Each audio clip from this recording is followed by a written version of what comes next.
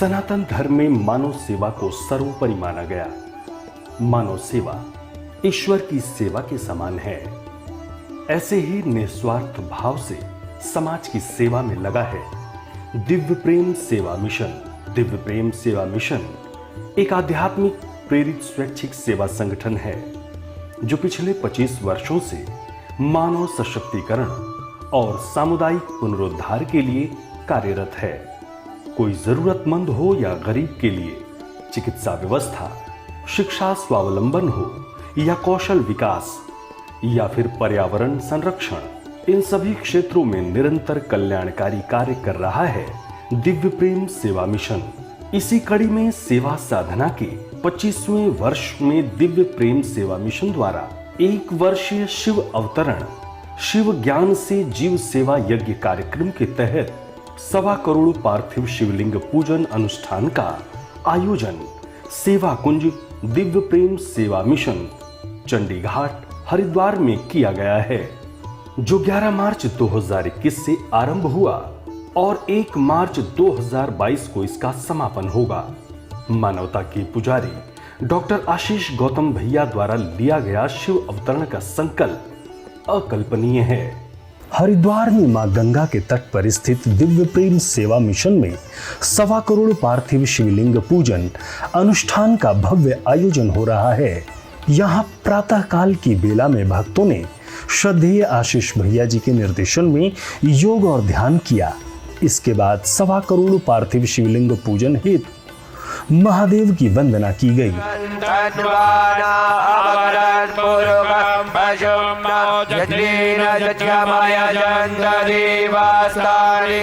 और दिव्येश्वर महादेव की आराधना की गई।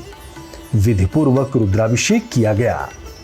इसी क्रम में आरती से ठीक पहले दिव्येश्वर महादेव का भव्य श्रृंगार किया गया। श्रद्धालुओं ने भगवान शिव की आरती कर पुण्यार्जन किया।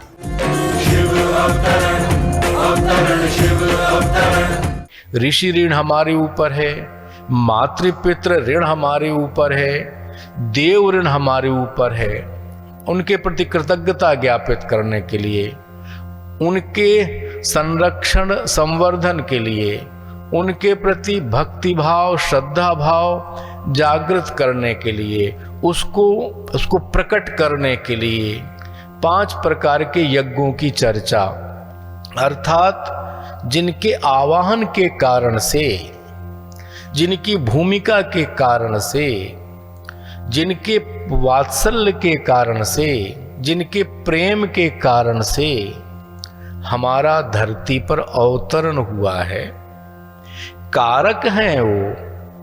सोचो कि ब्रह्मांड में हमारी आत्मा चक्रमण कर रही है, कारक ना मिले तो भाई हवाई जहाज के लिए बस एयरपोर्ट नहीं है, हवाई पट्टी नहीं है, हवाई जहाज तो घूमता रहेगा।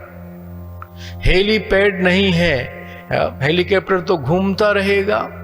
जिन्होंने परम पिता परमेश्वर से हमारे अवतरण का आवाहन किया है, सक्रियता की है, हमको जन्म दिया है, पालन पोषण किया है, जिनके कारण से हमने शरीर धारण किया है, जिनके कारण से सुरक्षा का वातावरण मिला है, जिनके कारण से हम समाज की चीजें सभ्यताएं संस्कृति को सीख सके हैं, हम जीने योग्य कला आर्ट जान पाए हैं, जिनके पालन पोषण सुविधा संरक्षण के नाते दिशा मिली है, शिक्षा मिली है, समझदारी मिली है, जिनके कारण से हमारा शादी ब्याह हुआ है, जिनके कारण से एक योग्य हमारा सामाजिक जीवन, राजनीतिक जीवन, प्रशासनिक जीवन, व्यावसायिक जीवन, आध्यात्मिक जीवन हमारा शुरू हुआ है। ऐसे पूज्य माता जी और माने पिताजी के प्रति हमारा क्या भाव होना चाहिए, क्या दायित्व बोध होना चाहिए, किस प्रकार का उनके साथ में व्यवहार होना चाहिए, आचरण होना चाहिए, समर्पण होना चाहिए। इसको कहते हैं हम लोग पितृयज्ञ।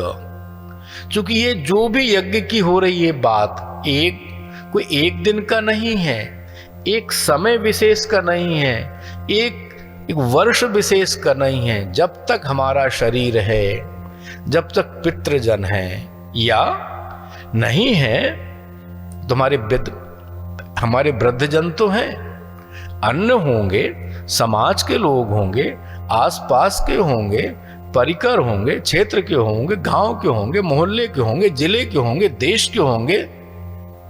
हो सकता है उनका पुत्र पुत्री कोई ना हो आज, या वो पुत्र पुत्री अपने दायित्व से विमुख हो चुका हो, उपेक्षा कर रहा हो, इसलिए हम उस दायित्व को स्वीकार करें। अपने हृदय का विस्तार, इस प्रकार का दायित्व बोध, कर्तव्य बोध, सम्मान का भाव, दायित्व का भाव, इसलिए अपने पूज्य जनों के प्रति मातृपितृ सेवा हमारे पूरे इतिहास में, हमारे पौराणिक इतिहास में, हमारे धार्मिक साहित्य में हमने श्रवण कुमार का वर्णन सुना होगा, पढ़ा होगा। माँ को, पिता को जो अंधे हैं, आंख नहीं है, कंधे पर डोली रख करके पूरे देश का तीर्थाटन कराते हैं। भगवान श्री राम जी माँ और पिता की इच्छा के लिए राज्य छोड़ करके वनवास, एक रात जंगल में रह के तो देखिए, एक रात केवल मैं तय कर रहा हूं, एक रात का संकल्प लीजिए, रूह कांप जाती है। 50 प्रकार की सुविधाएं, सुरक्षा की सोचते हैं। वो जो महापुरुष 14 साल के लिए इच्छा है केवल, बस आदेश भी नहीं दिया पिता ने। पिता को धर्म संकट, उस धर्म संकट से निकालने के लिए पिता का कोई भाष्य, पिता का कोई वाक्य असत्य सिद्ध ना हो, इसलिए 14 साल के लिए वनवास स्वीकार करते हैं। ऐसे अनेक उदाहरण, एक नहीं अनेक उदाहरण हमारा भारत का आध्यात्मिक साहित्य, धार्मिक साहित्य भरा पड़ा है। आदि गुरु जगत गुरु शंकराचार्य जी ने अपनी माँ के साथ में एक कमिटमेंट किया था, क्या कि मैं माँ आपके शरीर पूरा होते समय आऊंगा। अब सोचिए, वो जो है अपनी माँ के शरीर पूरा होते समय वायु मार्ग कहिए, सूक्ष्म शरीर से कहिए, अपने घर पहुंचते हैं। समाज विरोध करता है, परिवार विरोध करता है, जाति विरोध करती है कि सन्यासी होकर के घर कैसे आ गया ये। उनके विरोध के बाद भी घर जाते हैं। समाज साथ नहीं देता। कैसे ले जाए एक व्यक्ति शमशान घाट मां को, कैसे ले जाए सोचिए तो। उन्होंने अपने, मैंने सुना है, कहीं पढ़ा है, संतों से मुख से सुना है कि उन्होंने अपने आंगन में ही मात्र मां का शवदाह किया है। मातृपितृ सेवा अर्थात घर में जो तीर्थ बैठा है, मातृपितृ सत्ता बैठी है, इनको छोड़ करके एनजीओ चला रहे हैं। ये कहीं ना कहीं पाप और अपराध हो रहा है हम सबसे। इसलिए किसी भी कीमत पर, किसी अवस्था पर, किसी व्यवस्था पर उनकी चिंता करना, जिस रूप में उन्होंने जो सोचो बहुत गंभीर विषय है, दिल में धारण करने योग्य विषय है। हम कभी प्रतापगढ़ में संघ के प्रचारक थे। अब उधर एक बार स्टेशन में कार्य करता थे तो चाय पीने चले गए। रात 12 बजे था, शीतकाल था, शीतलहर थी। 89 घटना है ये। अब हम लोग बेंच पर बैठ गए तो चाय पीने लगे। नीचे कुनमुनाने से आवाज आई, नीचे हाथ डाला। कुछ घंटे की एक छोटी बच्ची हाथ थी, नीला शरीर, रुई जैसी कुछ शरीर में, और कुछ था, कपड़ा है नहीं। हम लोग तुरंत हॉस्पिटल ले गए। हॉस्पिटल में एडमिट कराया। कई कार्यकर्ता सक्रिय हुए, दूध की व्यवस्था जो भी हो सकती थी, कुछ आर्थिक व्यवस्था की गई। शीत इतनी लग चुकी थी, बच्ची को नहीं बचा सके, 24 घंटे में दम तोड़ दिया तड़प तड़प करके। अब सोचो हमारे साथ यही हुआ होता तो क्या हम अपनी बड़ी इतनी लंबी जीवन यात्रा कर सकते थे? शिक्षित हो सकते थे, समझदार हो सकते थे, सभ्य हो सकते थे, संस्कारी हो सकते थे, या इतना सुंदर अच्छा जीवन जी सकते थे, अपनी जीवन यात्रा कर सकते थे, शादी ब्याह कर सकते थे, आज राजनीतिक, प्रशासनिक, आध्यात्मिक या व्यवसायिक क्षेत्र में हो सकते थे क्या? मूल जहां हमारा है, मूल उनकी सेवा के जो भी आयाम हैं, सम्मान के आयाम हैं। राकेश पहलवान जी गोरखपुर के कार्यकर्ता हैं, अंतर्राष्ट्रीय पहलवान हैं। वो प्रतिवर्ष 14 फरवरी को एक उनका विद्यालय है, उस विद्यालय में मातृपितृ पूजन कार्यक्रम रखते हैं। मातृपितृ छोटे बच्चों को संस्कार देते हैं। सभी बच्चे थाल सजा करके, फूल सजा करके, अक्षत रोली सजा के लाते हैं। पिता माता भी उस दिन आते हैं, सामने बैठ जाते हैं। प्रत्येक छोटा सा बालक अपने पिता माँ का पूजन करता है, तिलक करता है, आरती करता है, सम्मान व्यक्त करता है। एक दिन चलो ये संस्कार की दृष्टि से कितना अच्छा काम हो रहा है, हम सब भी संस्कार की दृष्टि से तो करें। अपने पिता माता को अपनी ओर से कोई ना कोई जरूरत की गिफ्ट जरूर दें। घर से जब जाते हैं, निकलते हैं, पैर छू लीजिए, प्रणाम कर लीजिए, आशीर्वाद ले लीजिए। आते समय फिर उनका हाल चाल ले लीजिए, देख लीजिए। उनको सम्मान से, प्रेम से, आपने चाय पिया कि नहीं, भोजन किया कि नहीं, दवा ली कि नहीं, अर्थात जैसी चिंता उन्होंने आपकी की है, उनकी उस एवज में 1% भी तो कृतज्ञता ज्ञापित करिए। दुर्भाग्य है, देश में वृद्ध आश्रम बन रहे हैं, जगह जगह जहां संपन्नता है, जहां समृद्धि है, वहां जरूर बनेगा। गांव में तो वृद्धाश्रम आज भी नहीं दिखाई देता। ये गुजरात में, दिल्ली, मुंबई, कलकत्ता में क्यों दिखाई देता है?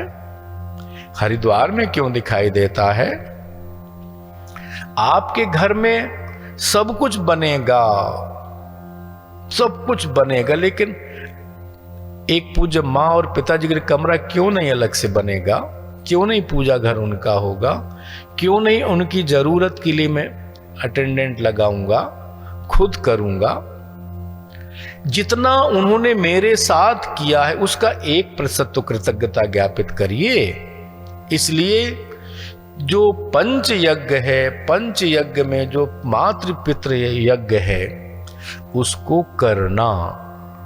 फिर जैसी योग्य संतान के रूप में मेरा पालन पोषण किया गया है, संस्कार दिए गए हैं, शिक्षा दी गई है, स्वास्थ्य की चिंता हुई है, सुरक्षा हमारी हुई है, उसी प्रकार से हमको भी योग्य संतति, योग्य गृहस्थ धर्म का पालन करना, योग्य संतति मेरे घर में आना चाहिए। परिवार परंपरा, कुल परंपरा, गोत्र परंपरा हमारी चलनी चाहिए।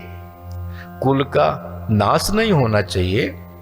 कुल परंपरा, गोत्र परंपरा, हमारे परिवार की परंपरा समृद्ध परंपरा थी। उस समृद्ध परंपरा के अनुसार संतति होना चाहिए।